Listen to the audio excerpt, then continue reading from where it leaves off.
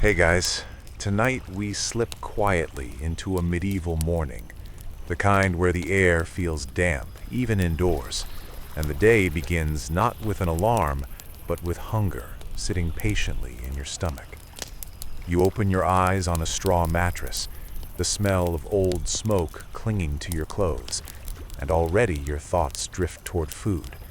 Not comfort food, not joy, just food.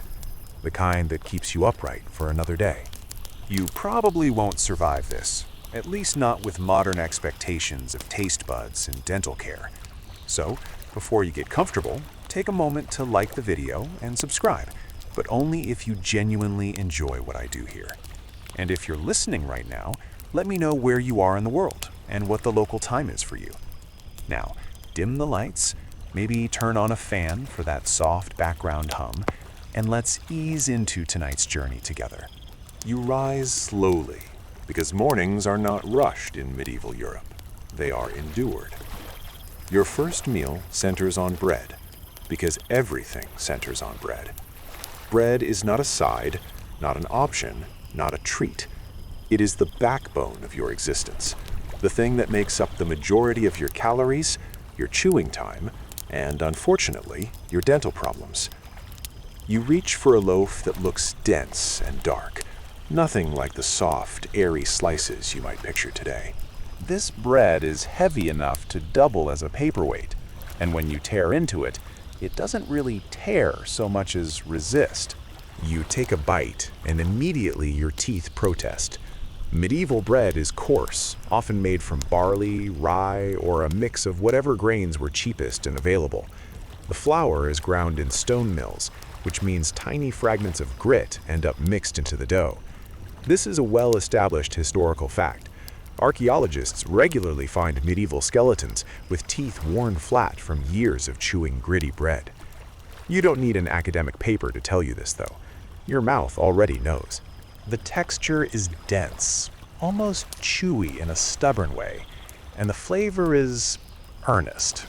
Not bad exactly, but not good either. It tastes like effort. It tastes like survival. And sometimes it tastes like yesterday, because bread stales quickly, and fresh bread is not guaranteed. Historians still argue whether medieval people actually enjoyed this bread, or simply accepted it as the unavoidable center of life. But you suspect enjoyment had very flexible standards back then. You chew slowly, partly because it's hard work, and partly because there's no rush. Meals are quiet, practical affairs. This loaf might have been baked days ago in a communal oven, which you share with your neighbors. Baking isn't something you casually do at home. It's regulated, scheduled, and often taxed. The oven itself is a focal point of village life, warm and smoky, and the bread that comes from it carries hints of ash and char, whether you want it to or not.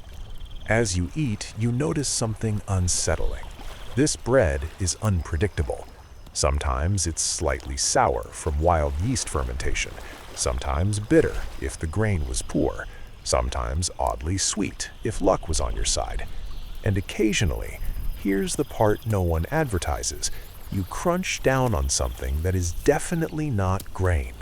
A small pebble, maybe, a shard of husk. You pause, tilt your head, and continue anyway, because wasting food is not an option. That's joke number one for the night. Medieval Europe, where every meal doubles as a surprise dental exam. Bread also functions as a utensil. Thick slabs, known later as trenchers, are used as plates, soaking up stews and sauces before being eaten themselves. So even when you're not directly eating bread, you're still eating bread. It's everywhere, like an edible background noise. And when it goes bad, when mold creeps in or the loaf grows hard enough to threaten structural damage, you don't throw it away. You soak it, toast it, or crumble it into something else. You adapt. There's a quirky tidbit here that often surprises people. Some medieval bread may have contained ergot, a fungus that grows on rye.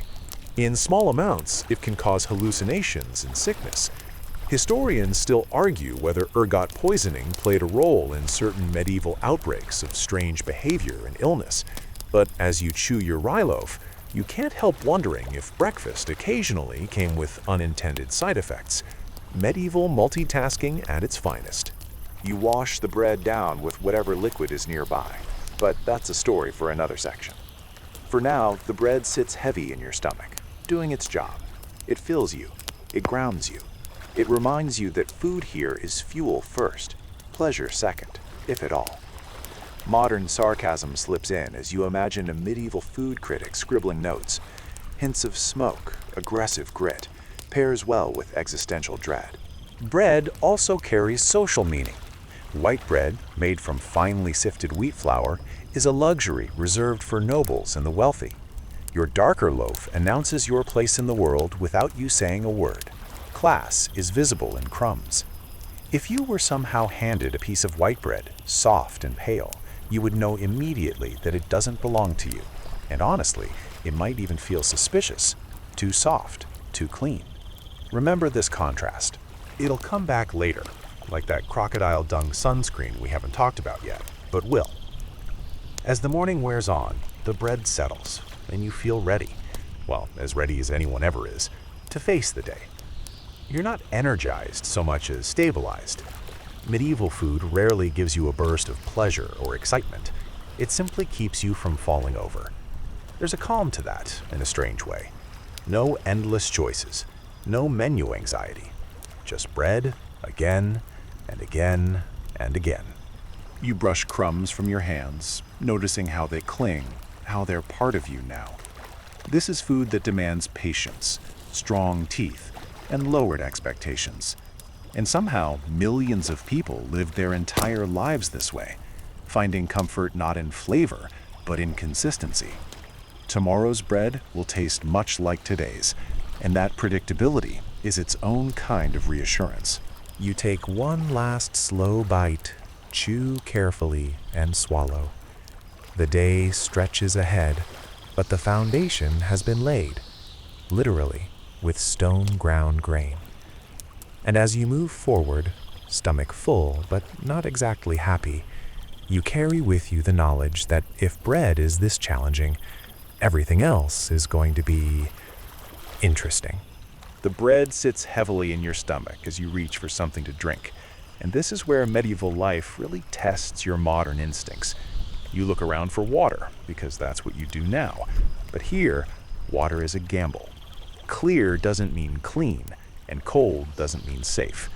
Streams run past fields, animals wander freely, and human waste has a habit of ending up everywhere eventually. So instead of water, you lift a mug of ale. It's morning. This is normal. You take a slow sip, expecting bitterness or a punch of alcohol. But what you get is thin, slightly sour liquid with the faint taste of grain. This is small beer, a low-alcohol brew consumed daily by adults and children alike. That's the mainstream historical fact settling in. Medieval Europeans drank ale constantly because the brewing process, boiling the water and fermenting it, killed many harmful pathogens. Historians agree on that much, even if they still argue whether people truly understood why it was safer, or simply noticed fewer stomach disasters afterward. The ale warms your mouth gently. It's not meant to intoxicate you, at least not this early. Think of it more as liquid bread, which is fitting because it's made from the same grains. If yesterday's loaf fought your teeth, today's ale slides down easily, filling the gaps bread leaves behind. Calories matter, and this counts. You sip again, slower this time, settling into the rhythm of a day that begins not with caffeine, but with fermentation. The taste varies wildly depending on who brewed it and how. Sometimes it's smoky, sometimes oddly sweet, sometimes flat and disappointing. There's no standard recipe, no quality control board issuing stern warnings. If it tastes off, you grimace and drink it anyway. Joke number 1 arrives quietly. Medieval Europe, where "this tastes weird" is not a deal breaker, it's just a note for the memory you'll ignore tomorrow. You glance at the water bucket in the corner. It's been sitting there overnight, uncovered, absorbing whatever the room offers.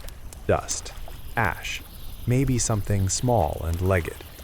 You consider it briefly, then return to the ale. Water is used for washing, cooking and occasionally drinking in emergencies, but ale is the daily companion. Even monasteries brew it in large quantities, carefully recorded and rationed. Monks, despite vows of restraint, are often allotted several liters a day. That's not indulgence, that's hydration, medieval style. There's a quirky tidbit that adds another layer to your mug. Hops are not always used yet. In many parts of medieval Europe, ale is flavored with a mix of herbs called grut, things like yarrow, bog myrtle, or rosemary. Some of these herbs have mild psychoactive or medicinal effects. Historians still argue whether grut ales subtly altered mood or perception, but as you drink, you do feel a gentle calm, like the edges of the day have softened slightly. Either at, or you're just relieved not to be sick. Children drink this too, in diluted form. The idea of giving a child beer feels alarming now, but here it's practical. It's safer than water, nourishing, and familiar. You imagine trying to explain this to a modern parent, and that's joke number 2. Don't worry, it's artisanal, low alcohol, and historically accurate. Ale also structures time. Brewing days, drinking hours, communal gatherings, it's all woven into daily life. Taverns are not just places of vice, they're social hubs, information centers, and sometimes unofficial post offices.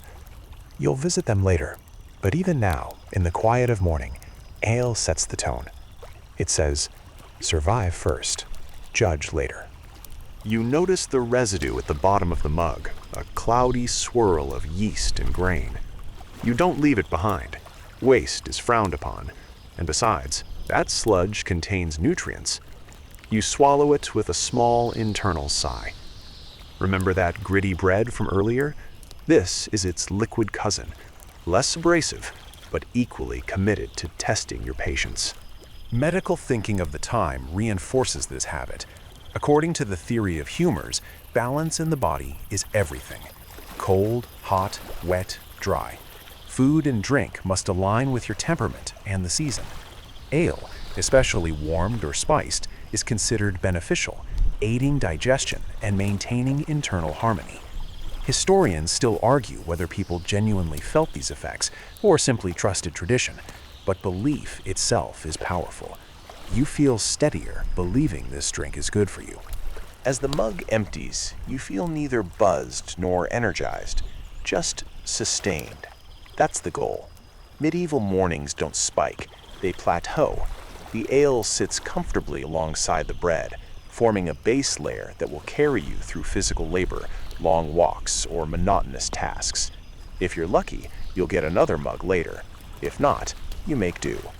You wipe your mouth with the back of your hand, leaving a faint smear of grain. Cleanliness is relative here. Ale is forgiving. It doesn't demand refinement. It meets you where you are, which is tired, hungry, and realistic. There's a quiet comfort in that, a routine you don't question, because questioning doesn't improve the situation. As you set the mug down, you briefly imagine a cold glass of water, crisp and refreshing. The thought feels luxurious, almost decadent. You shake it away gently, like a dream that doesn't belong to this world. Here, safety trumps refreshment every time. You step forward into the day, bread in your belly, ale warming your chest. The rhythm is established now. Grit, fermentation, repetition. And as you move on, you carry the faint aftertaste of sour grain, a reminder that in medieval Europe, even breakfast asks you to compromise. By the time the day drifts toward its main meal, your stomach reminds you that bread and ale, while loyal companions, are not exactly exciting. This is when meat enters your thoughts, not as a guarantee, but as a possibility, shaped by money, season, and luck. You imagine something hearty and satisfying, but medieval meat rarely lives up to modern fantasies. Instead, it arrives trailing questions. You walk through a market where smells collide in the air. Some are pleasant, smoke, fat, roasting skin, but others linger longer than you'd like. Meat is expensive, which is the first reality check. For most people, it's not a daily staple. When it does appear, it's often pork, salted beef, or mutton, depending on what animals survive the year. Fresh meat exists, yes, but only briefly, and only for those close to the source. Here's the mainstream historical fact settling in. Without refrigeration, meat spoils quickly, so medieval butchers sell it fast or preserve it aggressively. Laws exist to regulate meat sales, especially in cities, but enforcement varies wildly. Some butchers are honest craftsmen, others are optimists. You learn quickly that buying meat is as much about trust as appetite. You approach a stall and examine a cut that looks acceptable if you don't think too hard. The surface is slightly tacky, the color darker than you'd expect. The butcher assures you it's fine, fresh this morning, and technically he might even believe that. You hesitate, then hand over your coins. That's joke number 1, medieval consumer protection, where fresh means not visibly alarming. Once home, cooking becomes an exercise in damage control. Meat is boiled, stewed, or roasted thoroughly, not just for tenderness, but for safety. Long cooking times help mask questionable beginnings. Spices, when available, are not merely for flavor, they're strategic. Pepper, cloves, and garlic don't magically preserve meat, but they do distract the senses. Historians still argue whether medieval people used spices primarily to hide spoilage or simply because they liked the taste and status they conveyed. But standing over your pot, you're fairly sure distraction plays a role. There's a quirky tidbit that always unsettles modern listeners. Meat is sometimes eaten slightly high, meaning partially aged beyond what you'd accept today. Controlled aging improves flavor. Uncontrolled aging tests bravery. You sniff cautiously. It's not good, but it's not terrible. You proceed. Hunger has a way of lowering standards gracefully. Social class shapes this entire experience. Nobles feast on fresh game hunted from their lands, while peasants rely on preserved scraps, occasional slaughter days, and communal animals. When a pig is killed, every part is used quickly. There's no room for squeamishness. Blood becomes sausage, fat becomes lard, and nothing is wasted. You remind yourself this efficiency is admirable, even as you stir something you'd rather not identify too closely. Markets themselves are chaotic theaters. Meat hangs openly, exposed to flies, dust, and curious fingers. Cats loiter hopefully. Dogs wait patiently. You wave one away, mildly offended by the competition. That's joke number 2. Medieval Europe, where your dinner and a stray dog share the same scouting strategy. Church calendars further complicate meat consumption. On fasting days, meat is forbidden, replaced by fish or vegetable substitutes that try unsuccessfully to feel satisfying. On feast days, however, excess reigns. The swing between scarcity and indulgence keeps your body guessing. You eat meat when you can, because tomorrow it might be off limits, unaffordable, or simply unavailable. As you chew, texture becomes as important as flavor. Meat is tough, fibrous, worked hard in life, and unsoftened by modern breeding. Your jaw gets a workout, not unlike this morning's bread. Teeth earn their keep here. You pause occasionally, listening for suspicious crunches that don't belong. Sometimes it's bone. Sometimes you don't ask. Medical theory once again steps in with opinions. According to humoral thinking, meat is hot and dry, suitable for certain temperaments and seasons, but dangerous in excess. Beef is considered heavy and melancholic, pork indulgent, chicken gentle and restorative. Historians still argue how strictly people followed these guidelines, but you find yourself nodding thoughtfully, as if this stew truly might affect your inner balance. You notice how quickly meat disappears when it's available. There's an urgency to eating it before it turns, a quiet race against time. Leftovers are reheated, reboiled, reimagined until they're gone. Nothing lingers long enough to become sentimental.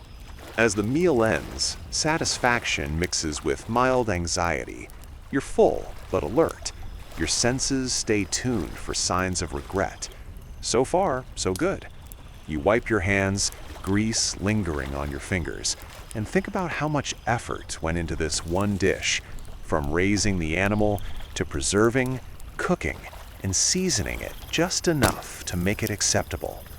You lean back slightly, feeling the weight of it settle. Meat here is not comfort food. It's an event, sometimes a risk, sometimes a reward. And as you move on with the day, you carry the knowledge that tomorrow's meal might return you to bread and ale alone.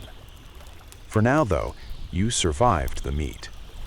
That's joke number 3, delivered gently.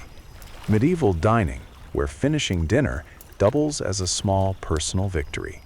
The lingering taste of meat follows you into the next stretch of the day, smoky and heavy, and it blends seamlessly with the deeper background flavor of medieval life, preservation. You live in a world where food is rarely eaten exactly as it once was. Time is the enemy, and salt and smoke are your primary weapons. Without them, most meals would simply vanish. You step into a storage space, cool, dim, and faintly pungent, hanging from beams or strips of meat, darkened and stiff, exhaling a steady aroma of smoke. This is normal.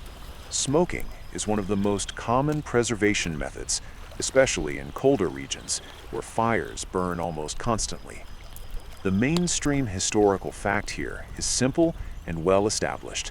Smoking and salting significantly slow bacterial growth, allowing food to last weeks or months instead of days. You reach up and touch a piece of smoked meat. It's dry on the outside, leathery even, and you have to work a knife carefully to shave off something chewable. When you finally take a bite, the flavor is intense. Salt hits first, then smoke, then whatever the meat used to be. It's less a dish and more an experience that demands water, or ale more realistically. Salt itself is precious. Entire trade routes revolve around it. Towns rise and fall on access to salt mines and coastal evaporation pans. You don't sprinkle it casually. You ration it carefully, aware that every grain matters. That awareness seasons your food as much as the salt does. You taste economy, logistics, and survival in every mouthful. There's a quirky tidbit worth savoring slowly. In some places, people believed certain types of smoke carried medicinal properties. Wood choice mattered not just for flavor, but for health. Juniper smoke, for example, was thought to purify food and air. Historians still argue whether these beliefs had any measurable effect or simply made people feel safer, but you find comfort in the ritual. The smoke curls upward, and with it goes some of your worry. Preservation changes texture in ways you can't ignore. Salt draws moisture out, leaving meat firm and stubborn. Cooking becomes an active rehydration. You soak pieces overnight, simmer them for hours, and still chew longer than you'd like. This is not fast food. This is patient food. Joke number 1 drifts in softly. Medieval Europe, where dinner rewards those with strong jaws and low expectations. Fish follows similar rules. Along coasts and rivers, fish is salted, dried, or pickled into something barely recognizable. Stockfish, cod, dried until it's hard as wood, can last for years. You have to beat it, soak it, and cook it thoroughly before it resembles nourishment. The smell announces itself long before the meal does. You don't complain. Complaints don't make food better. Preservation isn't just about survival through winter. It's about managing uncertainty. Harvests fail. Roads close. Animals die unexpectedly. Salted food is insurance. Every preserved item represents planning and foresight, a quiet defiance of time. You respect that, even as you grimace through another bite. Taste adapts. Over time, your palate adjusts to intense saltiness and smokiness. Fresh food, when it appears, almost feels bland. Your sense of normal shifts without asking permission. Modern asides slip in as you imagine describing this to someone obsessed with low-sodium diets. That's joke number 2, delivered gently and then released. Preservation also affects social life. Certain foods appear only at specific times, marking seasons and celebrations. Opening a barrel of salted meat feels momentous. It's not just dinner, it's an event. People gather, share, and plan around these stores. Food becomes communal memory, not just nourishment. Medical theory weighs in again. Salt is considered drying and heating, suitable in moderation, but dangerous in excess.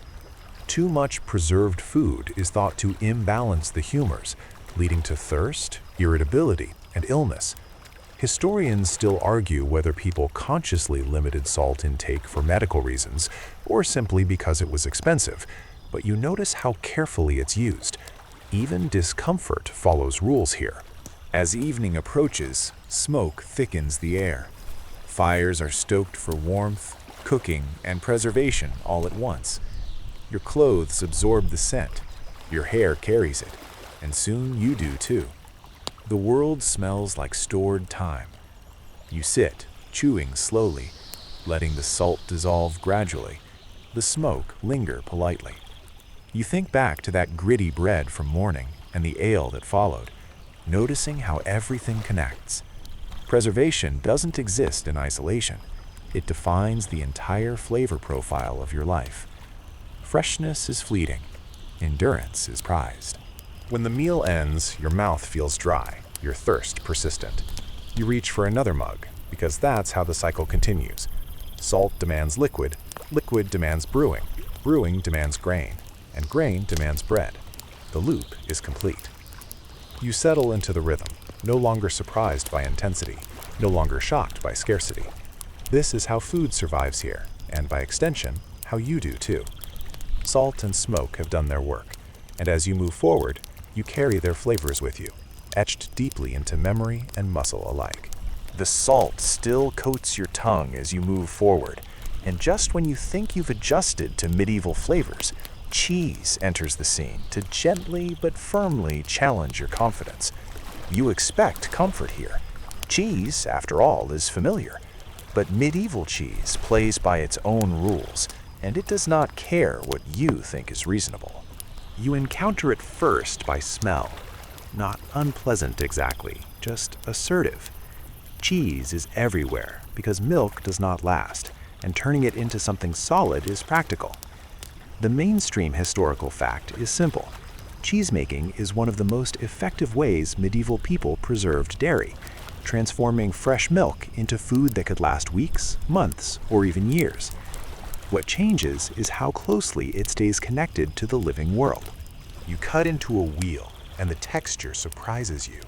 Some cheeses are hard and crumbly, others soft and wet, but none are uniform.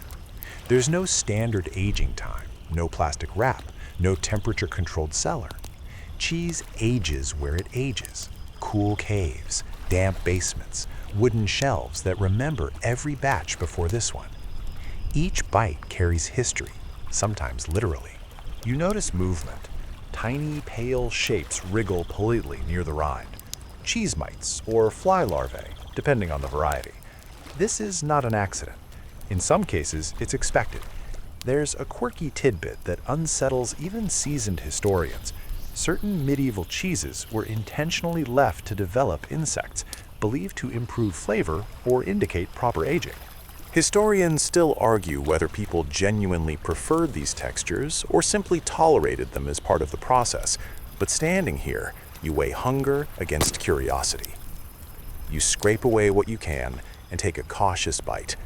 The flavor is sharp, earthy, and undeniably alive. It tastes like pasture, cellar, and time compressed into one mouthful. You chew slowly, letting the intensity pass in waves. Joke number one arrives softly. Medieval Europe, where your cheese has opinions. Cheese is a dietary cornerstone, especially for those who don't regularly eat meat. It provides fat, protein, and calories in a compact form. On fasting days, cheese often fills the gap meat leaves behind, even though religious rules vary endlessly. Some consider certain cheeses acceptable, others don't. You follow local custom, because arguing theology doesn't improve lunch. Texture varies wildly by class and region. Nobles enjoy fresher, softer cheeses made from cow's milk, while peasants rely on harder, stronger varieties from sheep or goats. These cheeses travel better and last longer, at the cost of gentleness. Your jaw returns to work, reminded that medieval food rarely indulges softness. Medical theory once again weighs in. Cheese is considered cold and moist, potentially harmful if eaten to excess or at the wrong time of year. It's said to clog digestion and dampen spirits. Historians still argue how much these warnings influence daily eating habits, but you notice cheese is often eaten alongside bread and ale, as if balance might emerge from combination. You wash it down, grateful for liquid. The cheese lingers, coating your mouth, asserting itself long after swallowing. It's filling in a way bread alone never quite manages. You understand why it's valued, even if your modern instincts keep flinching. Cheese-making itself is a household skill, passed down quietly. Milk is curdled with rennet, often sourced from animal stomachs, and pressed into molds that vary by region.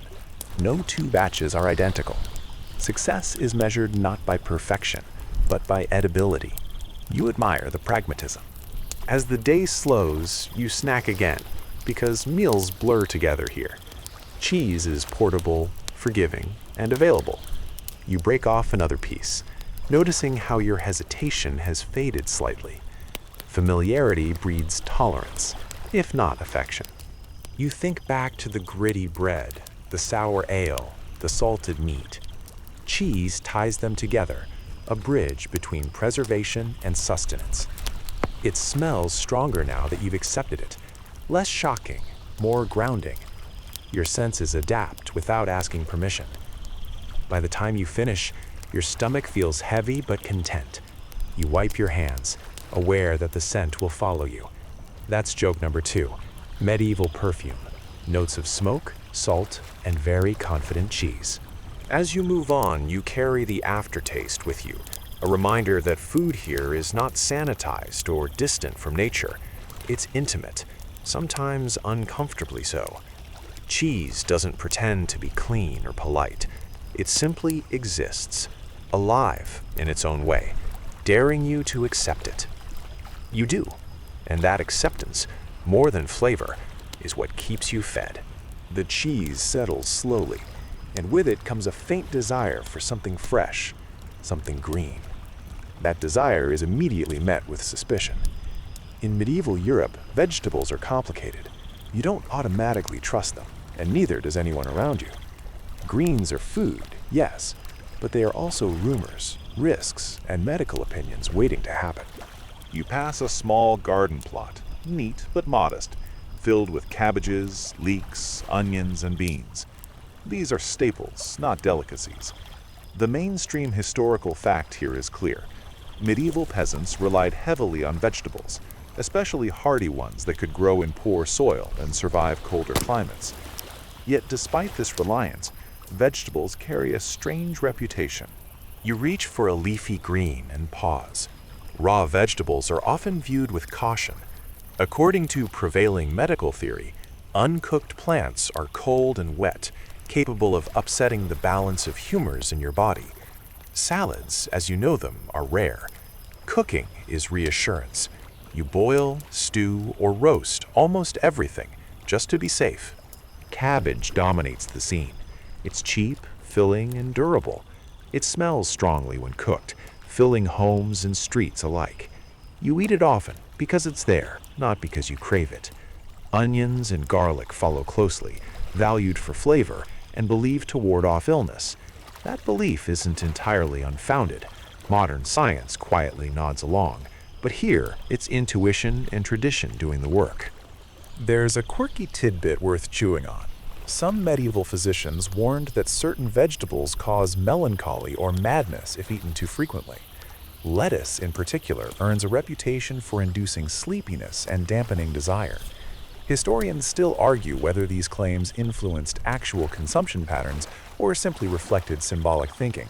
But you eye your bowl thoughtfully, wondering if dinner might double as a mood regulator. Vegetables are also deeply tied to class. Wealthier households eat more meat and refined grains, while the poor rely heavily on plant-based meals. Pottage, a thick vegetable stew, is a daily reality. It changes constantly depending on what's available, which means it never tastes exactly the same twice. Today, it's peas and onions. Tomorrow, it might be cabbage and herbs. Consistency is a luxury. You stir the pot slowly, watching steam rise. The smell is earthy, familiar, and honestly not terrible. You take a spoonful and taste. It's mild, softened by hours of cooking. The vegetables have surrendered any sharpness they once had. Joke number one arrives gently. Medieval vegetables, boiled until they forget who they were. Freshness still matters, but differently. You don't celebrate crispness, you value survival. Greens that wilt quickly are less trusted than roots that endure. Carrots are pale and woody, nothing like their modern orange descendants. Turnips and parsnips provide bulk and reliability. They're not exciting, but they don't betray you. Herbs add subtle interest. Parsley, sage, thyme, grown close to home and used sparingly. Some are culinary, others medicinal, and many are both. The line between food and medicine is thin. You eat not just to fill your stomach, but to maintain balance. Historians still argue how consciously people followed these principles, but you notice how often meals are discussed in terms of health rather than pleasure. Vegetables also come with seasonal anxiety. Winter strips variety down to roots and preserved greens. Summer brings abundance, but also spoilage. You eat what's there, when it's there, and adjust expectations accordingly. Complaining doesn't extend the growing season. You sit and eat slowly, appreciating the warmth more than the taste. Bread returns, because it always does, soaking up broth and giving the meal weight. Ale follows, smoothing everything over. The combination works, even if none of it would win modern praise. There's a lingering belief that vegetables are for the poor, and that too much reliance on them weakens the body. Meat signifies strength. Plants signify necessity. You internalize this hierarchy without thinking about it. Food teaches you your place, subtly, over time. As the bowl empties, you feel nourished, but not indulgent. Vegetables fill space, both in the pot and in your day. They don't demand attention. They don't challenge you like cheese or salted meat. They simply persist. You wipe the spoon, glance at the garden again, and feel a quiet respect. As you move on, the memory of boiled greens lingers softly, a reminder that medieval food often chooses practicality over pleasure. And here, that's not a flaw, it's the rule. The vegetables fade into the background as something far more exciting, at least in theory, enters your world: spices. These are not everyday ingredients for you, not casually shaken over meals without thought. Spices are rare, expensive, and symbolic. When they appear, they announce themselves loudly, not just to your tongue, but to your social standing. You encounter them in small amounts, carefully measured, stored like valuables. Peppercorns, cloves, cinnamon, ginger, tiny fragments of a much larger world. The mainstream historical fact is well established. Medieval Europe imported spices through long, complex trade routes stretching across Asia and the Middle East. By the time a spice reaches your table, it has passed through countless hands, accruing cost and prestige along the way. You crush a few peppercorns, releasing a sharp, almost shocking aroma. It's intense compared to the muted flavors you're used to. You add them to a dish not because it needs improvement, but because the act itself means something. Spices say, "This meal matters." They say, "I have access." They say, "Look what I can afford." There's a persistent modern myth that spices were used mainly to hide spoiled meat. Historians still argue about this interpretation, but many point out that spices were far too expensive to waste on bad food. Standing here, measuring each grain, you're inclined to agree. You wouldn't throw gold at rot. You'd save it for moments that count. Still, spices do distract the senses. Cinnamon sweetens dull dishes. Ginger warms the body. Cloves numb the tongue slightly. Even small amounts transform a meal into something memorable. Joke number 1 arrives gently. Medieval fine dining, where 3 peppercorns count as flair. Spices are also medicine. According to humoral theory, many are considered hot and dry, perfect for countering cold, damp foods like fish or vegetables. You sprinkle them with intention, believing they restore balance. Historians still argue whether these beliefs were symbolic or experiential, but you feel better trusting the process. Sugar joins this category too, surprisingly. It's not yet a casual sweetener. It's a spice, used sparingly and often medicinally. A sweetened dish signals wealth and refinement. You taste it occasionally, and it feels almost disorienting, like a glimpse into a future where sweetness is common. Spice blends vary by region and household. There's no universal recipe, just tradition and availability. Some combinations seem strange to modern sensibilities. Meat with cinnamon, fish with ginger, but here they make sense. Flavor isn't about contrast, it's about harmony within a familiar framework. You notice how spices change social interactions. A spiced dish is discussed, remembered, even bragged about. Guests notice, they comment. Food becomes conversation. In a world where daily meals are repetitive, spices break monotony. There's a quirky tidbit that spices are sometimes used as gifts, dowries, or even rent payments. Peppercorn rents are a real thing, symbolic but meaningful. Historians still argue how often this occurred in practice versus legal fiction, but the symbolism matters. These tiny grains carry enormous weight. As you eat, the warmth spreads gently. Spices linger longer than vegetables, leaving a trace of excitement behind. You savor it, knowing it won't be an everyday experience. Scarcity sharpens appreciation. You think back to earlier meals, bread, ale, salted meat, boiled greens, and notice how spices elevate them briefly, like a candle lit in a dim room.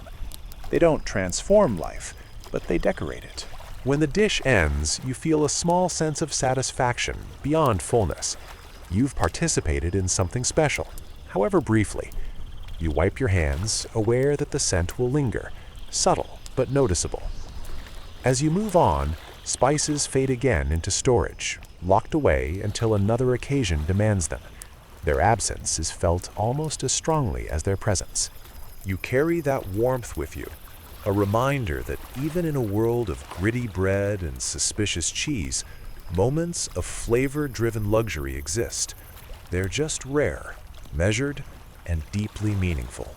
The gentle warmth of spices fades, and you find yourself back where most medieval meals truly begin and end, the kitchen. This is not a separate, sanitized room dedicated to culinary creativity. It's a shared living space, a workshop, a storage area, and occasionally a sleeping place. Hygiene, as you understand it, does not live here, but logic, by medieval standards, absolutely does. You step carefully across a dirt or rush-covered floor. Fresh rushes are scattered occasionally, scented with herbs like lavender or mint, meant to freshen the air. Over time, they trap crumbs, grease, and whatever else wanders through. The mainstream historical fact is clear. Medieval kitchens lacked modern sanitation, refrigeration, and running water, yet followed established customs believed to keep food safe enough. Animals wander freely. Chickens peck at the floor. A cat weaves between your legs, employed unofficially as pest control. Dogs nap near the fire. This isn't chaos, it's a system. Animals clean up scraps, control rodents, and provide warmth. You accept their presence because excluding them would create more problems than it solves. Joke number 1 drifts in softly. Medieval kitchens, where health inspections would simply pass out. The cooking area centers on the hearth. Fires burn low and steady, used for warmth, light, and cooking all at once. Pots hang from hooks, blackened with soot, rarely scrubbed completely clean. Washing them with water feels unnecessary and wasteful. Heat purifies, smoke preserves. That's the logic. Historians still argue how effective these practices truly were, but they worked well enough to keep populations going. You prepare food with your hands because that's how it's done. Utensils exist, but fingers are faster. You wipe them on your clothing, on bread, on nothing in particular. Cleanliness is relative here. Water is precious, hauling it is labor, and soap is simple and harsh. You save effort where you can. There's a quirky tidbit that surprises many people. Medieval cooks believed strong smells could ward off illness. Kitchens were often smoky and pungent on purpose. Aromatic herbs hung from beams, not just for flavor, but for protection. Historians still argue whether this belief stemmed from miasma theory, the idea that bad air causes disease. But standing in the haze, you feel oddly reassured. Food storage is improvised. Sacks of grain rest in corners. Cheese sits on shelves. Salted meat hangs from rafters. Everything is visible, accessible, and vulnerable. You check items regularly, trusting your senses more than any rulebook. Sight, smell, and touch guide decisions. If it looks wrong, smells wrong, or feels wrong, you adjust. Trim, boil longer, add salt. Cross-contamination as a concept doesn't exist. Raw and cooked foods share space. Knives are multi-purpose. Boards are wooden and scarred with years of use. And yet, meals continue, day after day. You marvel quietly at human adaptability. Medical beliefs influence kitchen habits too. Certain foods are kept separate based on temperament. Fish away from meat, cold foods warmed, wet foods dried. Balance matters more than cleanliness. Historians still argue how consciously these ideas shaped daily routines, but you notice the patterns repeating without question. As you stir a pot, ash drifts down from the chimney opening above. You flick it away casually. It's just part of cooking. Smoke stings your eyes slightly, but it also keeps insects away. Every discomfort has a purpose. You eat near the fire because warmth matters. Plates are wooden or bread itself. Spoons are shared.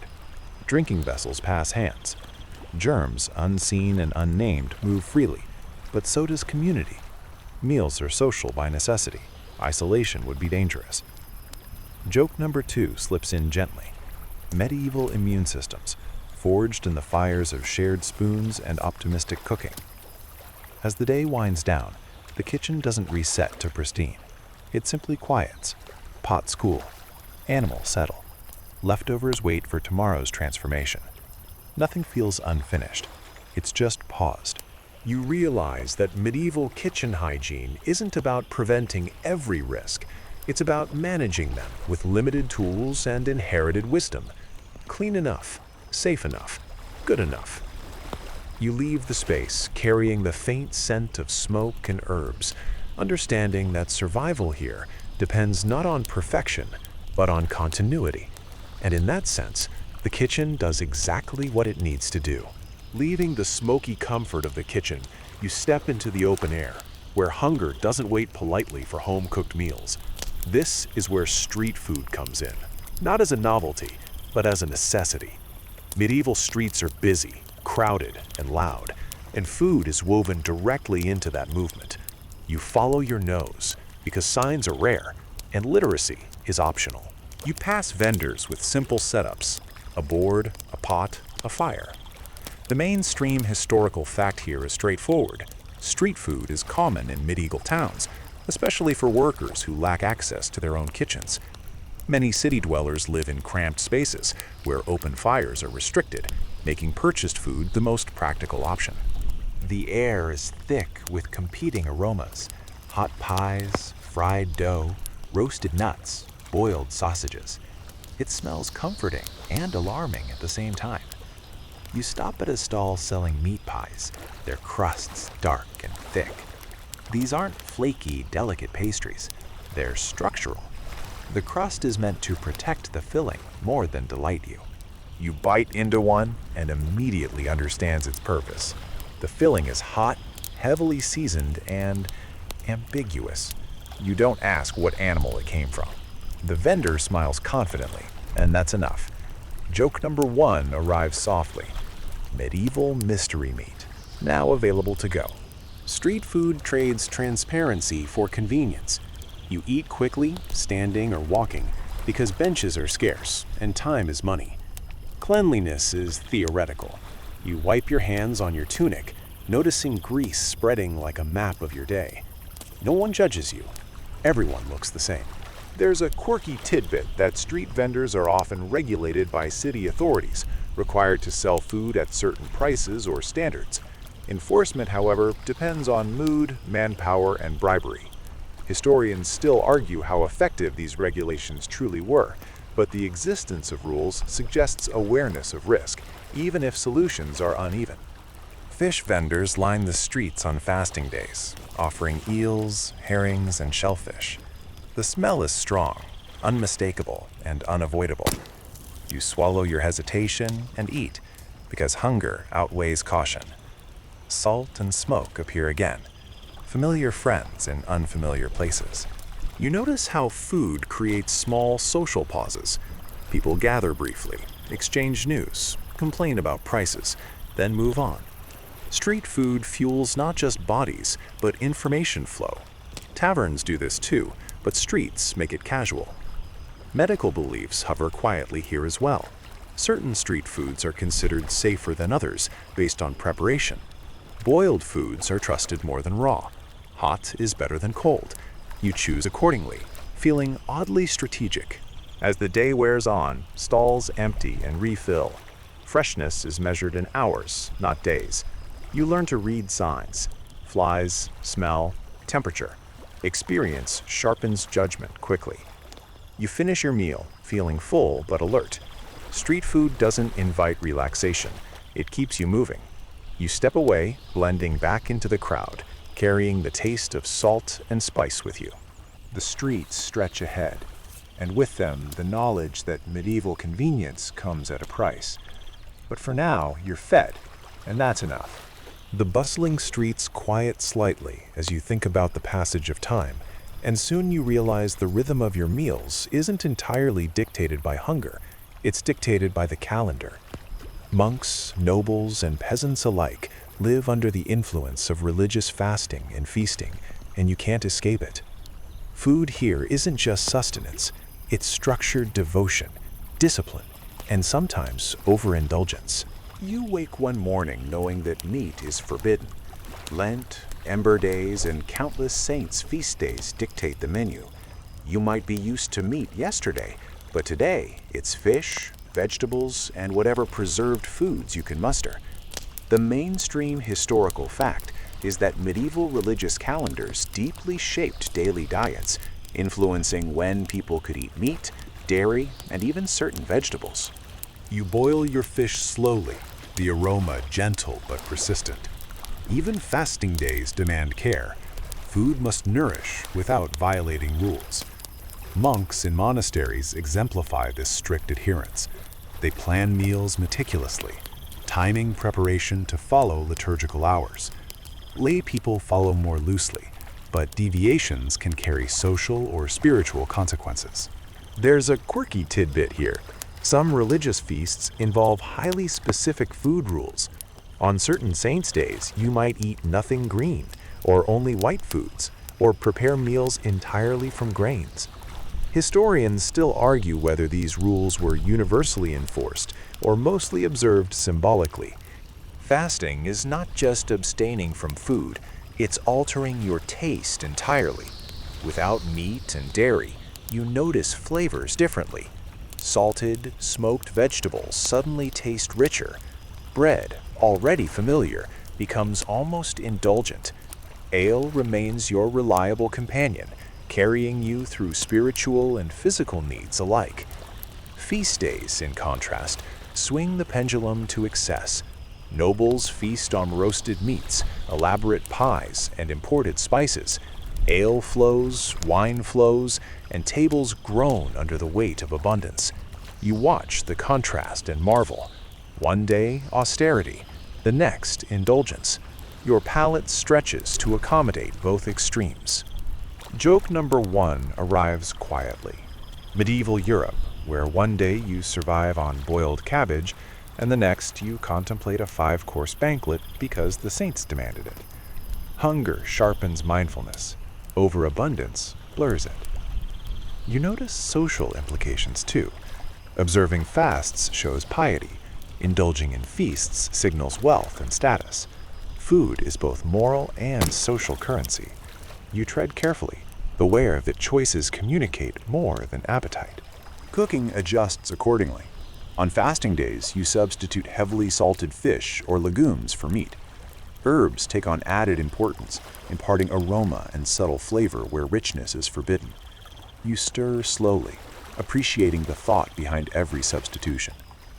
Historians still argue whether people truly believed in the health benefits of these swaps, or mostly complied out of social pressure, but the practice endures regardless. Children learn early. They notice restrictions and learn to anticipate indulgence. You remember your own morning ale and bread, thinking how these small routines tie into larger cycles of feast and fast. Hunger is not constant. It is structured, predictable in a way modern life rarely is. Meals on feast days are sensory extravaganzas. Colors, textures, and smells signal abundance. Even a purist might try to imitate these effects with dyed bread, layered pottages, or spiced drinks. Luxury becomes aspirational, even if fleeting. As the day ends, you chew a final mouthful of bread, sip a small mug of ale, and let the cycle settle. The push and pull between fasting and feasting shapes your body, your expectations, and your patience. You move through the day carried by routines, by beliefs, and by foods that are at once austere and indulgent. Joke number 2 drifts in softly. Medieval dining, where the saints manage your taste buds better than any chef. You pause, savor the thought, and then allow yourself to settle into quiet reflection. Food, after all, is not just fuel. It's a way to mark time, measure devotion, and understand your place in the world. By the time evening approaches, the rhythm has left its mark. Your stomach is calm, your senses adjusted, and your mind gently attuned to the subtle patterns that govern this world. You've eaten for survival, compliance, and occasionally pleasure, learning how deeply structure and belief intertwine with every meal. You rise slowly, wiping your hands, carrying the faint mix of bread, ale, fish, and herbs with you. The day is done, but tomorrow promises the same careful navigation of fasting, feasting, and what you choose or are allowed to eat. You move forward, grounded, nourished, and subtly shaped by a calendar that dictates much more than simple appetite. Evening settles in, and as the day's labor winds down, you find yourself thinking about beverages beyond ale. Tea, coffee, and modern soft drinks are fantasies. In medieval Europe, your options are limited, but still surprisingly diverse. Drinks are functional, warming, and occasionally medicinal, extending the flavor landscape without necessarily improving it. You fill a mug with something brewed over the fire, a weak ale perhaps, or a watery infusion of herbs. The mainstream historical fact is that medieval Europeans drank constantly, but not always alcohol. Herbal infusions, meads, and fermented beverages were common. These liquids provided hydration, calories, and occasionally a touch of flavor. Water alone was risky. That lesson has been repeated quietly since morning, and your modern sensibilities nod in reluctant understanding. Some drinks are sweetened with honey, which is itself a prized commodity. Honey is medicinal, preservative, and social. It's used sparingly because it's expensive and labor-intensive. You taste a hint of sweetness and realize that it's more about suggestion than sensation. Joke number 1 drifts softly. Medieval Europe, where dessert is mostly theoretical. Herbal infusions serve a dual purpose. They soothe, digest, and occasionally conceal unpleasant aftertastes from earlier meals. Fennel, mint, sage, chamomile, all are brewed for health, ritual, or habit. You sip slowly, aware that you are drinking both liquid and belief. Historians still argue how much efficacy these infusions truly had versus their psychological reassurance, but in the quiet of your home, they are comforting. Mead is another option for those with means or local access. fermented honey mixed with water and sometimes spices.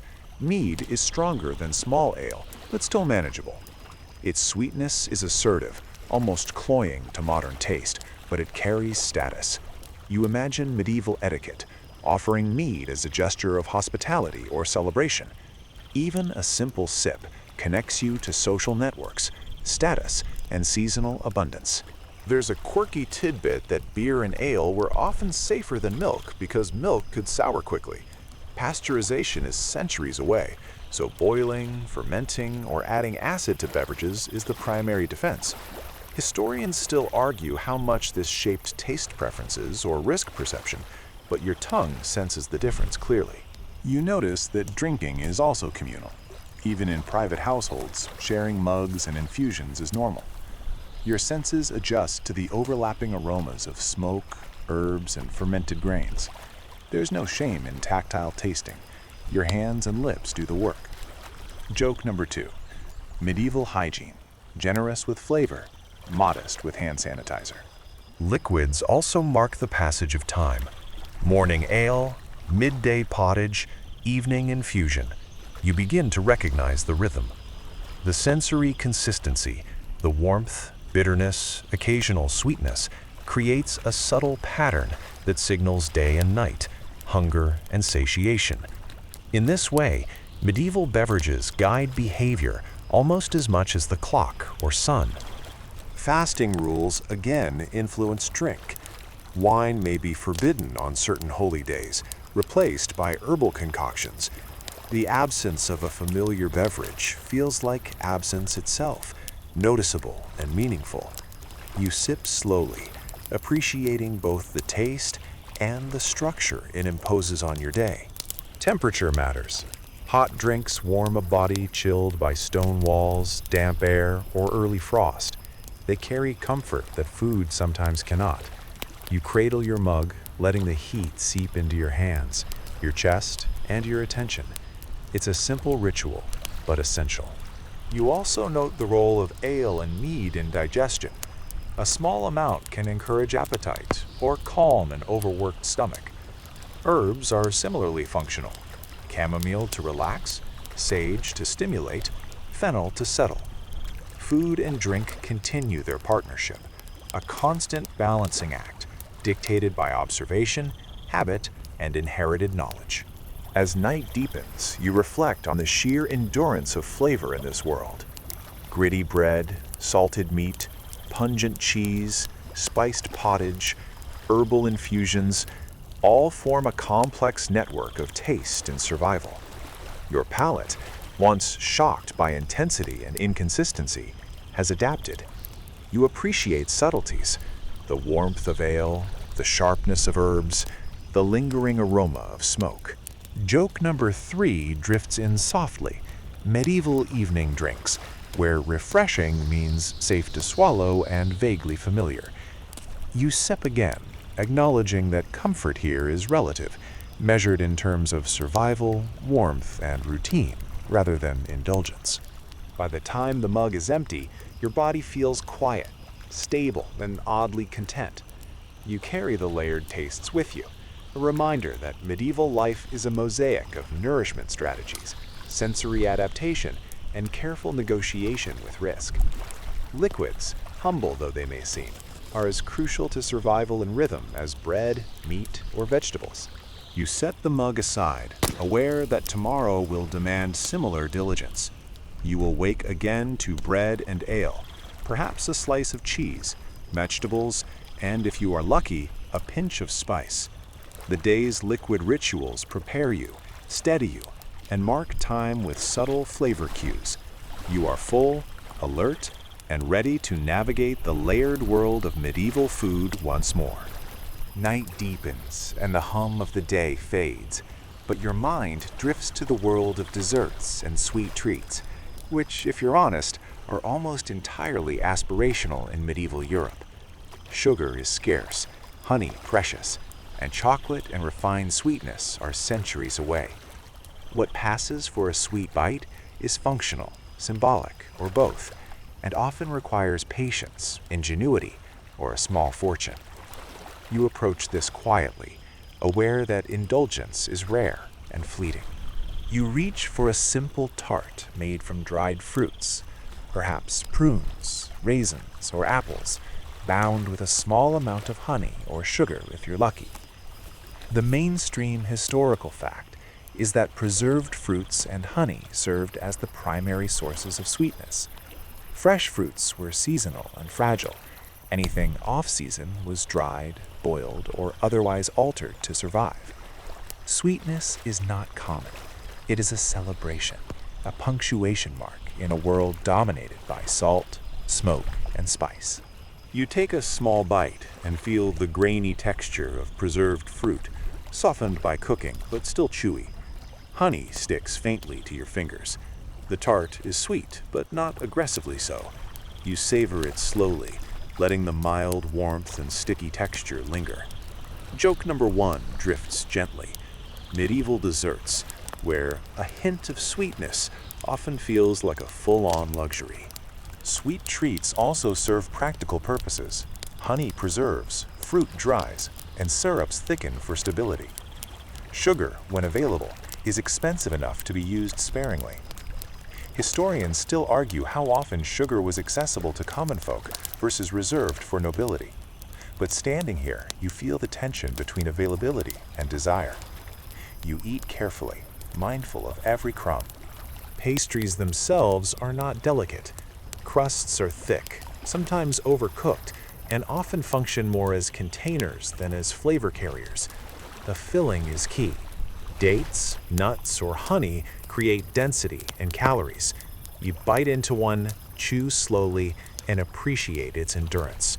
Dessert here is nourishment in disguise, calories wrapped in mild indulgence. You notice how flavor is managed. Spices are often added to sweet dishes. Cinnamon, cloves, ginger, nutmeg. They enhance preservation, provide status, and give a complexity beyond the simple sweetness. These combinations feel alien at first, but quickly they become familiar companions. Joke number 2 arrives. Medieval bakers inventing dessert like alchemists, because flavor alone wasn't enough. They needed preservation, status, and symbolism all at once. Preservation also affects texture. Dried fruits are chewy, hard, or even slightly bitter. Honey crystallizes, sugar is coarse, and nuts are firm. Modern expectations of melt-in-your-mouth desserts do not exist. Instead, you accept durability, understanding that each bite carries a measure of foresight, storage, and labor. Desserts also carry symbolic weight. Sweet food is used in feasts to impress, in religious offerings to signify devotion, or at weddings and festivals as a statement of celebration. Even a simple tart communicates thoughtfulness, access to resources, and attention to ritual. Historians still argue how much symbolic meaning versus practical pleasure drove the creation of these dishes, but the duality is undeniable. You sip a bit of ale alongside the tart. The bitterness contrasts with the sweetness, balancing flavors in a way your body appreciates more than your mind might. Medieval dining often pairs unexpected tastes, guided by theory, availability, and social custom rather than sheer preference. You find yourself slowly enjoying the interplay, the sticky honey, the chewy fruit, the faint warmth of the ale. Children eat sweets too, though sparingly. Honey-drizzled bread or simple fruit pastes appear occasionally. Adults often supervise, partly for rationing and partly for morality. Joke number 3 drifts in softly. Medieval desserts, where moderation is enforced not by taste, but by expense. You finish the tart slowly, savoring not only flavor, but the careful planning baked into every bite. By the time the small treat is gone, you reflect on its purpose. It is nourishment, indulgence, and social signal all at once. Unlike bread, ale, or vegetables, it doesn't just sustain, it elevates, but only modestly. The sweetness lingers on your tongue, a subtle punctuation to a day shaped by survival, labor, and careful decision-making. As night deepens, you feel both satiated and gently comforted. Dessert, rare as it is, reminds you that even in a world dominated by practicality, small pleasures exist. They are measured, fleeting, and deeply appreciated. You set the plate aside, the sticky honey leaving a faint trace on your fingers, a quiet, sensory reminder of what careful planning and tiny luxuries can accomplish. You close your eyes briefly and remember the day. Bread, ale, salted meat, pungent cheese, boiled vegetables, herbs, spices, and now a simple sweet.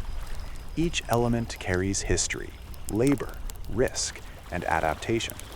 Dessert, though modest, is the gentle punctuation that rounds out the sensory experience. You are nourished, aware, and oddly satisfied, ready to carry these flavors into the final stretch of your medieval day. The sweetness lingers faintly as you shift your attention back to the practical realities of eating in medieval Europe, where food is never just food. It's medicine, philosophy, and ritual all at once. Every bite carries intention, guided by humoral theory and the centuries of medical advice layered into daily life. You realize that meals aren't only about hunger, they are about balancing your body's heat, cold, wetness, and dryness. Eating incorrectly could, according to belief, make you sluggish, melancholic, or even sick. You begin your day with breakfast, modest as ever. Bread, ale, and perhaps a bit of cheese line the table, but even these simple items are chosen carefully. The mainstream historical fact is that medical theory deeply influenced food choice. Food was assigned qualities like hot, cold, wet, or dry, and combinations were chosen to maintain or restore balance in the body. You choose slowly, thinking about how your meal must counteract not just your hunger, but your internal state. You sip ale, which is considered warming and slightly drying, counteracting a damp, cool morning. Cheese is thought to be cold and moist, so you moderate it carefully, letting the body absorb the balance rather than overwhelm it. Herbs, meanwhile, are intentionally added for medicinal effect. Sage to aid digestion, fennel to relieve bloating, mint to refresh the senses. Joke number 1 drifts gently. Medieval cuisine, where your digestion is monitored by Hippocrates and a sprinkle of parsley. As the day progresses, you notice that your food often doubles as treatment. Pottage thickened with legumes soothes hunger, but also regulates the humors. Roasted meat provides warmth and energy, but overindulgence is discouraged, lest your blood become too hot or your body sluggish. Historians still argue how strictly ordinary people followed these guidelines, but every meal carries an echo of theory. You feel it in the slow, deliberate chewing, the attention to temperature and moisture, the rhythm of the day's consumption. You encounter a curious tidbit. Some spices were consumed primarily for their supposed medicinal qualities rather than taste. Cinnamon, cloves, and ginger were thought to strengthen the heart, warm the body, and even ward off epidemics. In small doses, they enhance flavor too, but their primary job is therapeutic. Standing over a pot, you sprinkle them carefully, aware that your fingers are delivering both nutrition and medicine. Fasting and feasting also intersect with medicine. On fasting days, humoral balance guides what you eat. On feast days, excess is allowed, but still considered risky if done without attention. You chew carefully, noting the textures, tastes, and scents as part of the sensory feedback loop that guides your choices. It's not about pleasure, it's about optimization, subtle and pervasive. Leftovers are treated differently too. Preserved meats, boiled vegetables, and hardened bread are reheated, often multiple times, not just to extend life, but to adjust their medicinal qualities. You simmer pottage slowly, the ingredients softening further, releasing aroma and flavor, and subtly changing their humoral profile. Joke number 2. Medieval reheating is an ancient form of molecular gastronomy, designed to heal, sustain, and slightly intimidate the palate. Even beverages are part of the medicinal spectrum. Ale is warming, weak beer hydrates, herbal infusions soothe. You sip a chamomile brew mid-afternoon, noting its subtle calming effect on both mind and stomach. Sweeteners like honey are added not only for taste, but to counteract the inherent coldness of certain herbs. Historians still debate how much these effects were physiological versus psychological, but your senses perceive both. Children learn early to recognize the medicinal aspects of meals. They understand that not every tasty morsel is safe, and not every bitter herb is unpleasant. You notice that seasoning, preparation, and even presentation serve to educate, acclimate, and subtly enforce these beliefs. Small hands stir pots carefully, adding ingredients by measured pinch rather than whim. You also notice how the theory intersects with social life. Nobles employ personal physicians or cooks trained in the humoral system. Peasants rely on tradition, advice passed down from elders, and practical observation. Either way, food functions as both sustenance and management. You adjust seasoning, temperature, and portion to preserve balance, acknowledging that mistakes can lead to discomfort, even if not disaster. Joke number 3 drifts in softly. Medieval people, guided by humor, herbs, and superstition, eating like their internal states are being graded by invisible professors. You swallow slowly, feeling the layers of thought embedded in every bite. It's humbling, intricate, and quietly reassuring. By evening, your day is a mosaic of medicinal decisions. Breakfast restores warmth and moisture, lunch addresses energy and balance, afternoon snacks adjust subtle humoral imbalances, and dinner fortifies the body against night.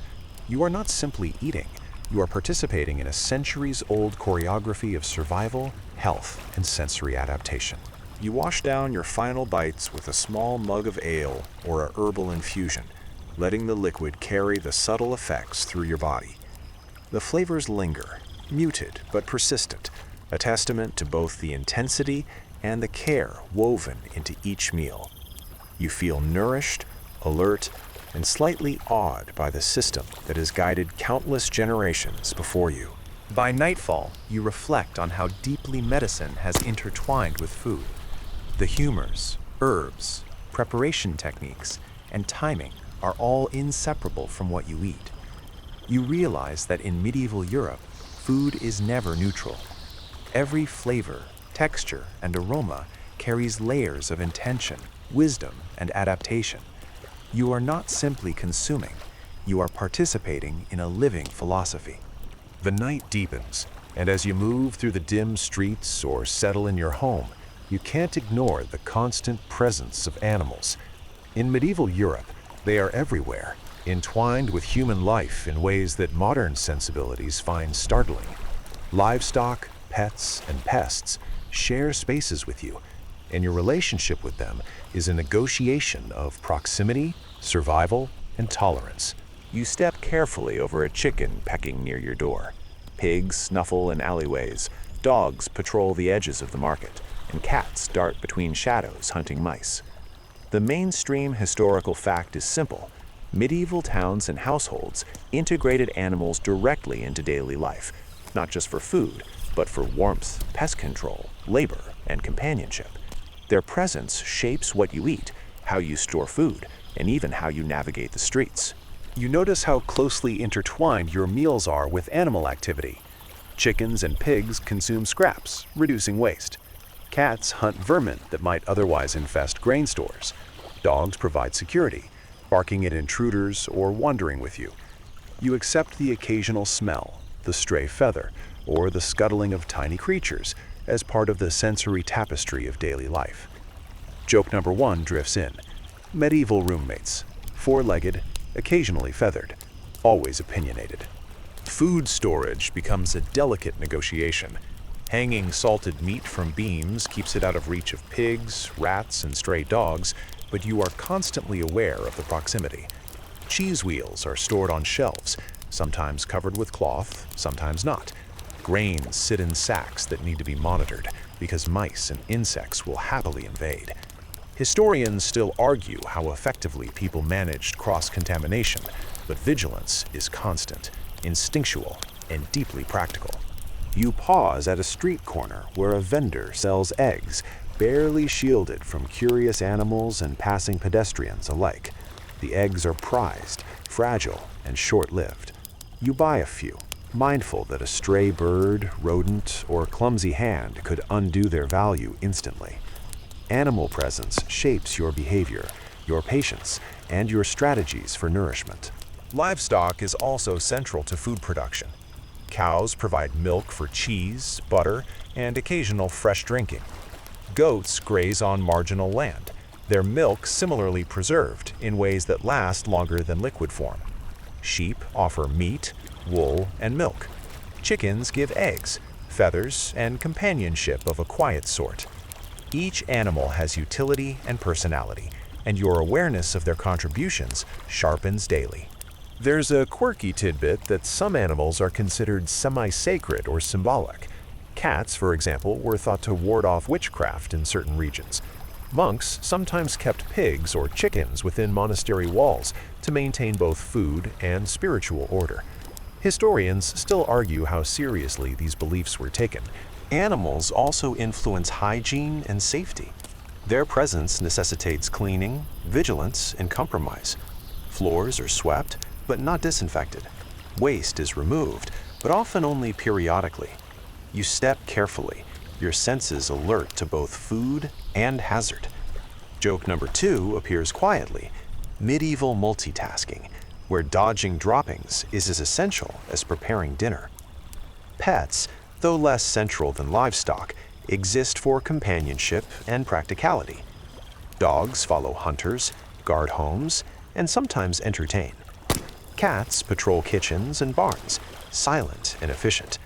You feel their quiet authority. Their lives and yours are entwined. Food, space, and survival form a shared ecosystem. The relationship is not always peaceful. Disease spreads among animals and humans, but the risk is normalized. You adapt without constant fear, relying on observation, routine, and inherited knowledge to avoid illness where possible. Observing animals becomes a skill. You learn which areas are safer for food, which items must be elevated, and how to navigate the living landscape without conflict. By evening, you sit with the faint hum of animals around you, the low clucking of chickens, the distant bray of a donkey, the scratching of rodents at the edge of storage. Their presence is almost comforting, part of the rhythm of life. You understand that the human and animal worlds overlap seamlessly, each shaping the other. You reflect on how modern separation of humans and animals creates a very different experience. Here, coexistence is practical, ingrained, and sensory. You taste it in your meals, smell it in the air, and hear it in the quiet nocturnal chorus. It's immersive, sometimes challenging, but deeply grounding. Joke number 3 drifts in softly.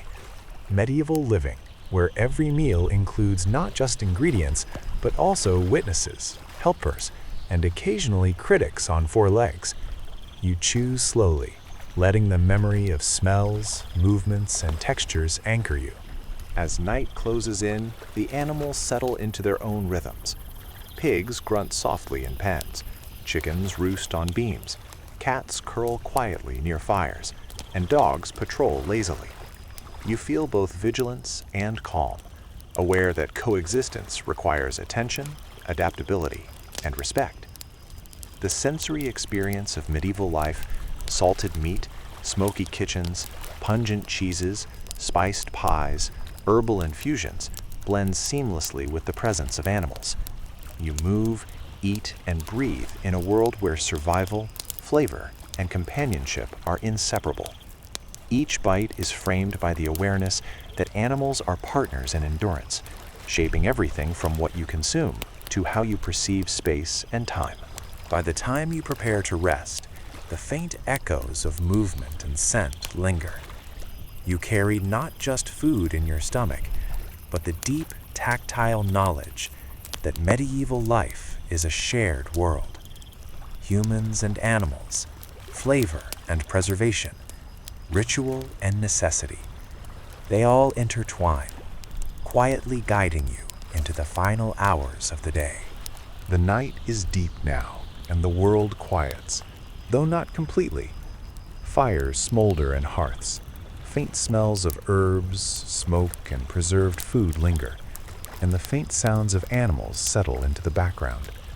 You pause and take stock of the day's sensory journey through medieval Europe, where every meal, preparation, and sip has been an exercise in adaptation, endurance, and subtle discovery. You reflect on the bread, hard, dense, and occasionally gritty, yet central to survival. The crust scraped against your teeth, the crumb sometimes coarse, sometimes stale, but always nourishing. You recall the ale, bitter and warming, carrying you through meals and thirst alike, and the cheese, pungent and assertive, alive in ways you hadn't expected. Each item shaped your body, your mind, and even your humor, reminding you that flavor and survival are inseparable in this world. Salted meats come to mind next. Tough, heavily spiced, and preserved for longevity, they provided protein when fresh options were scarce. The smell, strong and lingering, shaped kitchens and streets alike. You remember adjusting to the layers of salt, smoke, and spice, recognizing that these flavors are not indulgence, they are tools. You notice how your perception of these foods has shifted. What once seemed abrasive now feels grounding, almost comforting in its consistency. Vegetables, boiled and humble, taught patience. They lacked glamour, yet carried nourishment, variety, and a quiet steadiness that anchored each meal. The humoral balance dictated their preparation and consumption, reminding you that even something as simple as cabbage or beans was layered with thought, belief, and practical wisdom. You sip a final herbal infusion, letting the warmth travel slowly through your chest, appreciating both taste and tradition. Spices and sweeteners brought fleeting delight. Cinnamon, cloves, ginger, and honey punctuated meals with rarity and warmth, hinting at status, wealth, and sometimes even medicine. Street food offered immediacy, sustenance, and social connection. Its smells, textures, and occasional surprises reminded you that medieval eating was interactive, communal, and dynamic. Each taste, each bite, is an unspoken lesson in adaptability, awareness, and sensory resilience. The interplay of food, medicine, and ritual is undeniable. Humoral theory, fasting, feasting, and religious calendars all shaped not only what you ate, but how you felt, when you ate, and why. You move through meals with intention, guided by subtle sensory cues, tradition, and the quiet wisdom of generations. Historians still debate the efficacy and strictness of these practices, but the lived experience is immersive and instructive. Animals, omnipresent companions in kitchens, streets, and yards, provided more than food. They shaped daily life. Livestock, cats, dogs, and birds were partners in survival, pest control, warmth, and sometimes companionship. You realize that your meals, your storage practices, and even your movement through space were influenced constantly by their presence. You adapt instinctively, observing, anticipating, and negotiating with these four-legged and feathered neighbors. Evening rituals, herbal infusions, and small sweet treats create a gentle cadence that eases you toward rest. Meals, while never luxurious by modern standards, carried structure, symbolism, and occasional moments of delight. The sensory memory, crusty bread, pungent cheese, smoky meat, spiced tarts, and the faint heat of ale lingers, grounding you in a world both foreign and oddly familiar. Joke number 1 drifts softly in memory. Medieval kitchens, where survival, flavor, and superstition coexisted harmoniously. Joke number 2, streets filled with mystery meat and curious animals, teaching patience and observation in equal measure. Joke number 3, desserts measured not by indulgence, but by the cost of honey and the rarity of sweetness. You smile quietly, letting the gentle humor settle like dust in the air. And now, a wind down. You slow your breathing, letting your stomach settle, and allow your senses to soften. The intensity of flavors, smells, and textures fades gently, replaced by a calm awareness of warmth, fullness, and security. Smoke drifts lightly from the hearth. The faint hum of animals is distant. and the rhythm of the day contracts inward, toward rest. You feel the world around you quiet, the lessons of survival and adaptation sinking in, not as instruction, but as gentle observation. This is a place where life and food are inseparable. Bread, meat, cheese, vegetables, spices, and sweet treats are not just meals. They are rhythm, habit, and sensory education. Each bite carries the work of hands, the care of preparation, and the quiet logic of centuries. Even in its imperfections, it is deliberate, structured, and comforting. You exhale, letting tension drift away, and appreciate the soft, repetitive patterns of a day built entirely around sustenance, survival, and subtle delight. You drift into quiet reflection, carrying the tastes, aromas, and textures with you. The lessons of the day linger like a gentle hum. Patience, attention, adaptability, and the faint humor of a world where food is both necessity and ritual. You feel ready to sleep, soothed by routine, memory, and sensory completion. As you lie back, the day's flavors and experiences dissolve into gentle awareness. The sharpness of spices, the chew of bread, the warmth of ale, the earthy depth of boiled vegetables, and the rare sweetness of honey all fade slowly, leaving a soft, comforting residue. Your body is nourished, and your mind is calm. You inhale deeply, noticing the faint traces of smoke and herbs lingering in the air, the subtle scent of animals tucked away for the night, and the quiet rhythm of life that persists even as you rest. Every meal, every sip, every morsel consumed has been part of a larger pattern, a measured dance of survival, flavor, and ritual that has shaped your senses and habits without fanfare. You exhale, releasing tension and letting the sensory memories settle, a quiet reassurance that the world is orderly, predictable, and safe for now. The lessons of humoral balance, fasting, feasting, and careful observation remain, but they now feel like gentle companions rather than obligations. You allow your breathing to slow further, each inhale carrying faint echoes of herbs, smoke, and sweet honey, each exhale letting fatigue drift away. Your stomach is satisfied, your senses adjusted, and your mind eased into the soft cadence of evening. The patterns of medieval life, its textures, flavors, aromas, and rhythms, fade into a gentle lull, leaving a comforting sense of continuity. You feel connected to the past, grounded in the tactile and the ordinary, and gently guided toward rest. Let the day's lessons linger as a soft hum behind closed eyes. You are safe, nourished, and ready for sleep. Sweet dreams.